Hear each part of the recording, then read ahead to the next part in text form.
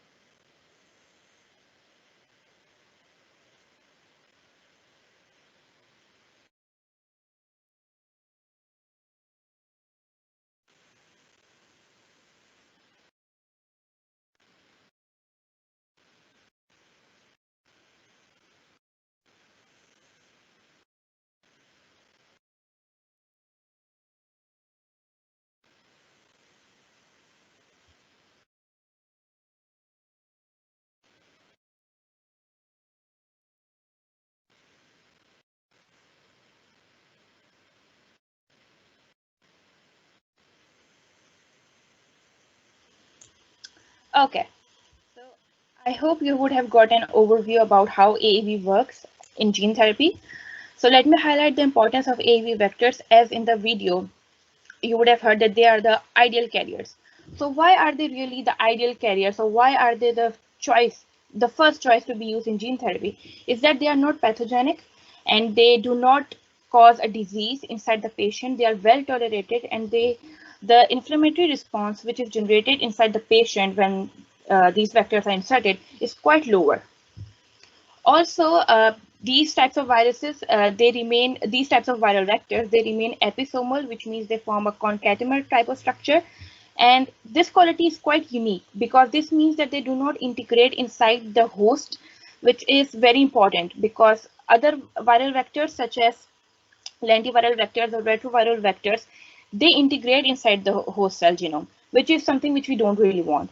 But these types of vectors have this characteristic which makes them ideal. Also, AAV vectors have different serotypes such as AAV2, AAV3, AAV till AAV12, so which can be exploited to specifically target different tissues, organs and cells, such as AAV3 is used to target muscle tissues, AAV4 is used to target central nervous system and others. So this is quite helpful. Application-based importance.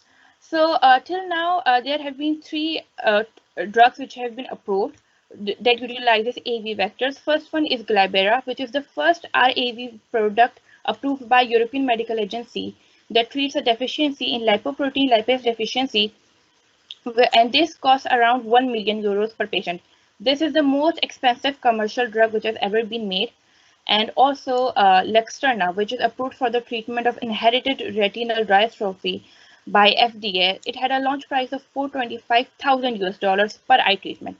Now, this high cost associated with these type of treatments is mainly because of the high manufacturing cost associated with the AAV vectors. So if we reduce the manufacturing cost, then we can also reduce the cost of these treatments, and then they can become more affordable for more patients because these are genetic diseases and they can only be treated through genetic treatment or genetic therapies or gene editing technologies. So although AAV vectors are ideal, but there are a number of challenges in the production, which includes low transgene packing capacity. So if you remember from the introductory slides, I told you that AAV vectors have capacity of, their size is only 4.7 kilobase pairs. Now that means that the gene of interest which we want to deliver inside the patient has to be lower than that. However, in a number of different diseases, this is not always the case. Or like often the size of the gene which you want to transfer is bigger than that, but we can't use these types of vectors because then it would go inside the capsid and would be inefficient. Secondly, the production of AAV vectors quite time consuming. It takes like 4 to 8 weeks to make one batch of AAV vectors, and they are often not very scalable. So it takes quite a lot of time. They're extremely expensive, as I have told you. Also, the impurities inside the AAV vectors, they resemble them. And I'm going to talk more about this point later in the few slides. Also, the production of these vectors is inefficient, and most of the time what happens is that the capsid is empty, like the 10 to 80% of the capsids are empty and they do not contain the gene of interest or the contain partially the gene of interest. So it is inefficient as well. Also, 1 to 8% of purified AAV particles contain an incorrect nucleic acid sequence, which is a contaminant, and it requires removal as well. So as I have told you that this process is inefficient and the impurities resembles AAV vector itself. So what happens is that the empty capsids, they are a byproduct in the production and they affect the safety and efficacy. Now, some researchers have indicated that they can be harmful, but some have indicated that they can be useful as well. However, they are something which is not required and they affect the safety and efficacy, and they are the critical quality attribute. So it's very important for us that we know the number of empty capsids or the partially filled capsids which are present in the production, and we develop a method that separates them efficiently. So the slide here shows the types of capsids. Like there is a full capsid which is required. However, there are empty capsids, partially filled capsids, and the capsid with the contaminant fragment. Now, all these except the full capsid are our product-related impurities, which requires removal and quantification. So the methods which are currently used to remove empty capsids includes transmission electron microscopy. Now in this method, the capsids are manually counted, and this method gives us more about qualitative information about the capsids as well. Secondly, analytical ultracentrifugation is a method which is mostly utilized, and it gives us accurate information. However, it requires trained staff and a separate facility to be used. Thirdly, charge detection, mass spectrometry, UV spectrometry, ELISA, and qPCR. Now, all these methods are not 100% accurate or precise, as due to which there is a need for a better method to be developed so that we can quantify empty capsids and partially filled capsids as well, and we remove them. So that in our mixture, we can only have the capsids which are full and which we require.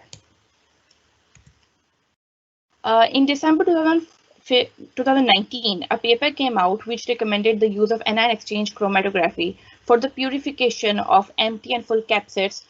And this paper specifically used this type of therapy for AAV 6.20 type. Now, before this type of method has been used for the purification for AAV 1, 2, and 8. A group of researchers also tried to use this method for the purification of AAV6, but they did not have much success in that. Now, what this method basically uses is that it utilizes the difference of isoelectric point. Now, AAV capsids have an isoelectric point of 6.3, while the full capsids have an isoelectric point of 5.9. So it utilizes this difference in isoelectric point to remove them and to purify them. However, this method was unable to detect partially filled capsids. Now, through this method, we get an idea that there is a difference of isoelectric points, so due to which there will be a difference in their electrical properties of the full capsid and the empty capsid as well. So we can utilize this characteristic to develop a method which can quantify and can purify full capsids, and also which can quantify partially filled capsids as well, because this method could not detect partially filled capsids. So because they were just trying to purify full capsids. However, it is important to quantify the partially filled capsids as well.